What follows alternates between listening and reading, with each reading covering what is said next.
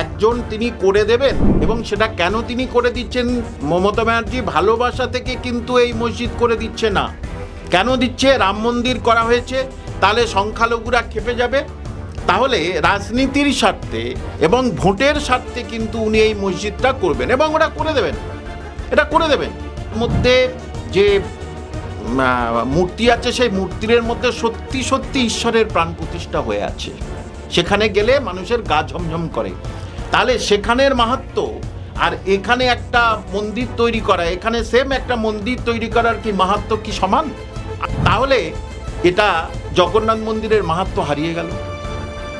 আমি এখানে হিন্দু মুসলিম নিয়ে প্রশ্ন করছি না।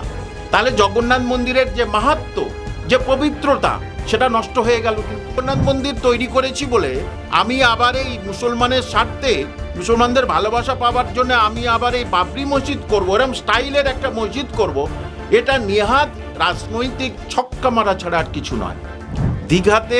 দীঘাতে মানুষ যারা সংখ্যালঘুরা যায়, তারা সেখানে একটু রিফ্রেশমেন্ট হওয়ার জন্য যায়। তারা কিন্তু সেখানে ওই নামাজের উদ্দেশ্যে কিন্তু সেখানে যাবে না। আর মসজিদ কিন্তু নামাজের উদ্দেশ্যে তৈরি করা। যে প্রকৃত হাদিস কোরআন মেনে চলে, কোরআনের বিধান মেনে চলে, সে কিন্তু কোনোদিন চাইবে না যে মমতা ব্যানার্জি মন্দির মসজিদ করে দিক। কারণ পশ্চিমবঙ্গের মুসলমানরা এখনো ভিক্ষের হাতে ভিক্ষে করে না।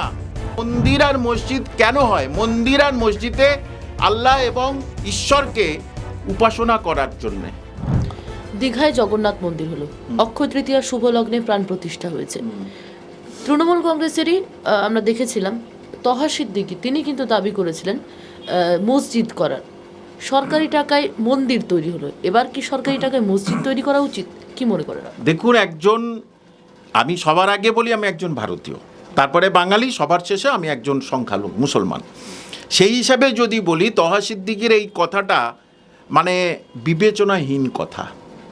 এতদিন সারা পশ্চিমবঙ্গে মসজিদগুলো তো তৈরি হয়েছে সব নিজেদের পয়সায়।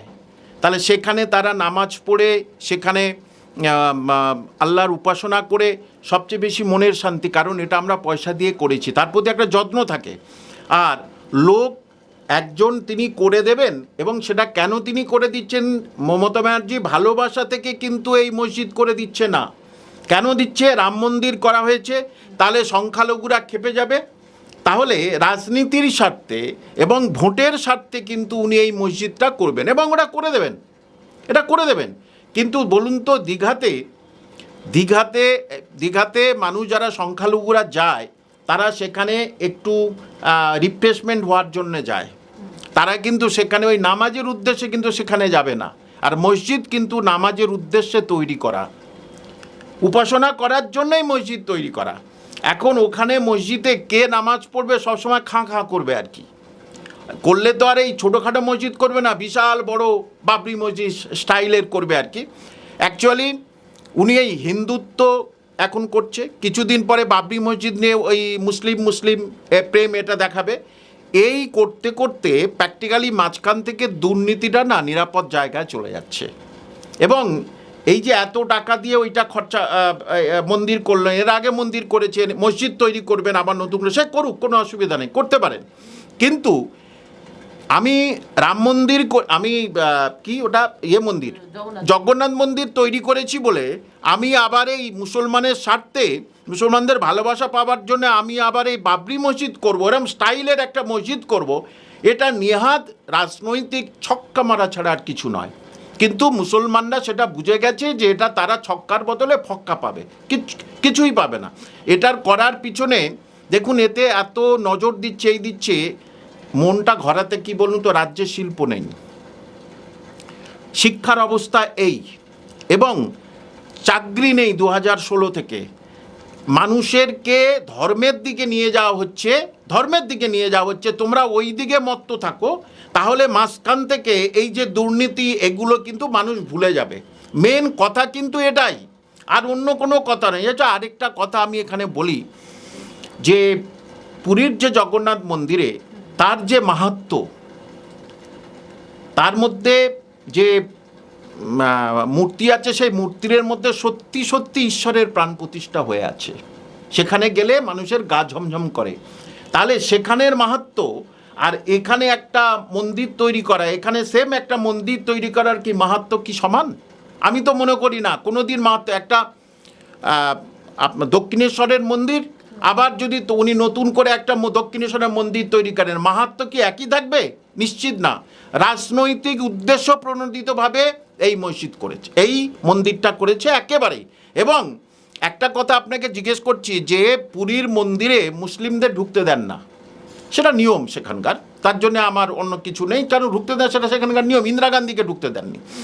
আচ্ছা, আমি দীঘার এই জগন্নাথ মন্দিরে গেলে যদি ঢুকতে দেয়, হ্যাঁ ব্যাস ঢুকেছেন, তাহলে এটা জগন্নাথ মন্দিরের মাহাত্ম্য হারিয়ে গেল। আমি এখানে হিন্দু মুসলিম নিয়ে প্রশ্ন করছি না, তাহলে জগন্নাথ মন্দিরের যে মাহাত্ম্য, যে পবিত্রতা, সেটা নষ্ট হয়ে গেল। কিন্তু অর্থাৎ এটাই বোঝাচ্ছে যে এটা পুরোপুরিভাবে আইওয়াশ। আর এইবারে উনি জানেন যে সংখ্যালঘুরা বলবেই আমার মসজিদ করতে হবে। আমি সংখ্যালঘুদের বারবারই বলবো, আপনারা গ্রামেগঞ্জে মসজিদ করেছেন, সেই গ্রামেগঞ্জে মসজিদ আরেকটা করতে পারবেন, কিন্তু কতটা আপনাদের আমি বলছি, প্রশ্ন করছি, কতটা হাদিস এবং কোরআনে বলেছে যে মসজিদ অন্যজন তৈরি করবে, সেই মসজিদে নামাজ পড়া কতটা জায়েজ, সেটা গ্রহণযোগ্য, সেই নিয়ে আমার প্রশ্ন থাকলো, সেই প্রশ্নটা আপনারা দেবেন। অর্থাৎ একটা শ্রেণী আছে সংখ্যালঘুদের, তারা এইবারে জোর জবরদস্তি করে উঠবে যে যারা ধর্ম থেকে দূরে, তারা নামে মুসলমান, মানে তারা হচ্ছে কি স্বঘোষিত মুসলমান, যে প্রকৃত হাদিস কোরআন মেনে চলে, কোরআনের বিধান মেনে চলে, সে কিন্তু কোনোদিন চাইবে না যে মমতা ব্যানার্জি মন্দির মসজিদ করে দিক। কারণ পশ্চিমবঙ্গের মুসলমানরা এখনও ভিক্ষের হাতে ভিক্ষে করে না। পশ্চিমবঙ্গের মুসলমানরা এখনও কিন্তু অনেক মসজিদ তৈরি করতে পারে। তাহলে নিজে মসজিদ করে এসেছি আমরা, নিজে মসজিদে আমরা নামাজ পড়ব, উনি ওখানে মন্দির করবে, মসজিদ করবেন কেন? কার অধিকার আছে? ওনার কে ক্ষমতা দিয়েছে? উনি কি ইচ্ছা করেই মসজিদ করবেন? কোন অধিকারে ইসলাম ওনাকে অধিকার দিয়েছে যে আপনি ওখানে মসজিদ করুন? একটা গ্রামে গঞ্জে মসজিদ ভেঙে পড়ে যাচ্ছে, গ্রামে গ্রামে মসজিদের রং নেই, সেখানে দুটো পয়সা দেন না উনি। দেখা যায় সেখানে দুটো পয়সা দেন না, প্রান্তিক গ্রামের যে মসজিদ ভেঙে যাচ্ছে সেখানে উনি পয়সা দেন না, আর ওখানে হচ্ছে পাথর বসিয়ে উনি মসজিদ তৈরি করবেন, আর এখানকার সংখ্যালঘুরা সেখানে গিয়ে নামাজ পড়তে যাবে? এটা কোনোদিনই বিশ্বাসযোগ্য হয়? ওখানে যান অনেকে হিন্দু ভাই বোন, তারা যান দীঘাতে, গিয়ে তারা ওই মন্দিরের ভিতরে ঢুকে প্রসাদ খাবে, যেগুলো আপনাদের রিচুয়ালসের মধ্যে পড়ে সেগুলো তারা করবেন। কিন্তু ওখানে মসজিদ করা মানে শুধুতে মসজিদটা দেখে চলে আসবো নয় তো, মসজিদে নামাজ পড়তে হবে। এবং ওখানে দেখা যাচ্ছে নামাজ পড়ার মতো যথেষ্ট নামাজি নেই, মানে যে নামাজ পড়ে তাকে বলে নামাজি, নামাজ পড়ার মতো যথেষ্ট নামাজি খুঁজে পাবো না। তাহলে যে মসজিদ তৈরি করবে সেই মসজিদের অপবিত্রতা হয়ে যাবে উনি যদি তৈরি করেন, আমি মনে করি অন্তত পক্ষে। আচ্ছা, আপনি রিফ্রেশমেন্টের কথা বলেন, দীঘা রিফ্রেশমেন্টের জন্য যায় সকলে, হিন্দু হোক মুসলিম হোক সকলে যায়। সেক্ষেত্রে এই যে জগন্নাথ ধাম করলেন, সত্যি কি ভক্তি নিয়ে মানুষজন এই মাহাত্ম্যের কথা আপনি বললেন, হিন্দুরাও কি যাবে?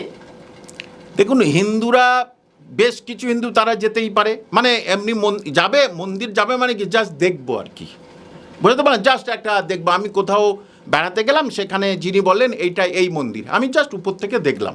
হ্যাঁ, কারণ ওখানে গিয়ে সে যদি মানে জগন্নাথ মানে যে দেবতা, যে ও বা ওর ভিতরে যারা দেবদেবী আছেন, সেখানে যারা পুজো করতে যাবে, তারা এখানে পুজো দিতে যাবেন, তারা এখানে যাবে না, তারা তো পুরীতে যাবে, কারণ মাহাত্ম্যটা তো পুরীতে।